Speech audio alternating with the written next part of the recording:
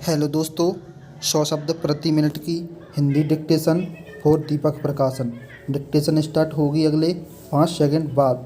1 2 3 yes start. अध्यक्ष महोदय, मैं राष्ट्रपति जी के भाषण पर धन्यवाद के प्रस्ताव का समर्थन करने के लिए खड़ा हुआ हूं, किंतु बहुत बात ऐसी हैं जो उनके भाषण में नहीं आई हैं। यह बातें आ भी नहीं सकती थीं क्योंकि समय का अत्यंत अभाव था।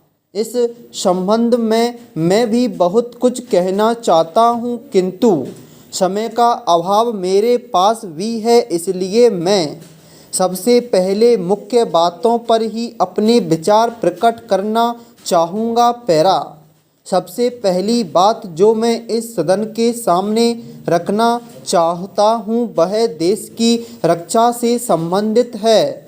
इससे पहले हमारी पड़ोसी देशों से बड़ी बड़ी लड़ाइयाँ हो चुकी हैं। इन लड़ाइयों के फलस्वरूप हमारे देश के कई भागों को उन्होंने अपने कब्जे में रखा हुआ है, किंतु हमारी सरकार ने उन्हें हटाने के लिए कोई प्रयत्न नहीं किए हैं। केवल बातें ही बातें चलती हैं। मैं चाहता हूँ कि इस बारे में भी सदन की पूरी स्थिति स्पष्ट होनी चाहिए। दूसरी बात मैं यह कहना चाहता हूँ कि विदेशों के साथ हमारे संबंध ऐसे होने चाहिए जिनसे हमारे ऊपर जब कोई हमला करे तो हम नहीं कह सकें कि कौन हमारा दोस्त है, कौन हमारा मित्र है और किसका भरोसा हम नहीं कर सकते हैं। किंतु आज तक ऐसा देखा गया है कि जब कभी हमारे देश पर ऐसे संकट की स्थिति आई है तो हमें अपने ही पैरों पर खड़ा रहना पड़ा है और कोई भी हमारे साथ नहीं आया है। जिन देशों को हम मित्र कहते हैं उन्होंने कुछ ऐसी व्यवस्था कर रखी है जिससे भय लगता है। ऐसे मित्र देशों के जहाजी बड़े भी हमने हिंद महासागर में बढ़ते हुए देखे।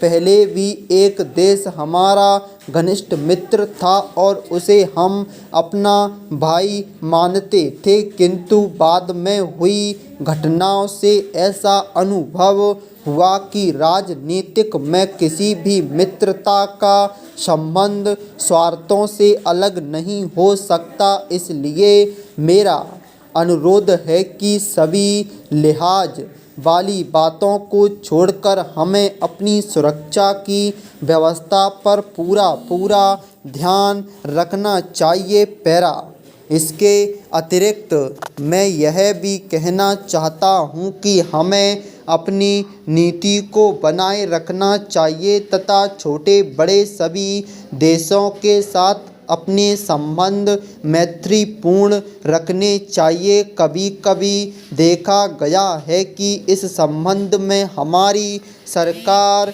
बिल्कुल एक तरफा निर्णय ले लेती है जिससे ऐसे देशों के साथ संबंध कायम रखने में कठिनाई होती है। पैरा मान्यवर, जिस विषय पर चर्चा हो रही है उस विषय का हमारे देश के जनजीवन से, हमारे देश के लोकतंत्र से और हमारे देश की कानून और व्यवस्था से सीधा संबंध है।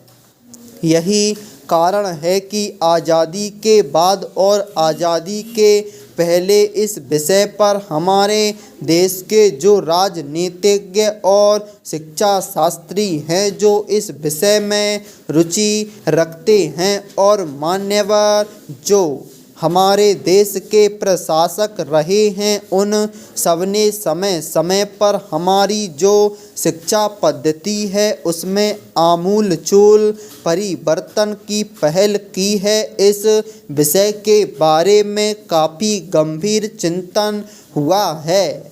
आज भी अगर हम इस स्थिति पर विचार करें कि हमारे देश में शिक्षा पद्धति का क्या प्रभाव है तो हम देखते हैं कि चारों ओर हमारे जितने भी विश्वविद्यालय हैं वे बंद हैं। सब जगह झगड़े हो रहे हैं, यहाँ तक कि विश्वविद्यालयों में हिंसा और नाना प्रकार के झगड़े फैल रहे हैं और ऐसा लगता है कि ये शिक्षा के मंदिर नहीं हैं बल्कि हिंसा और उपद्रव के स्थान बन गए हैं। मैं नहीं मानता हूँ कि इसमें विद्यार्थियों की गलती है।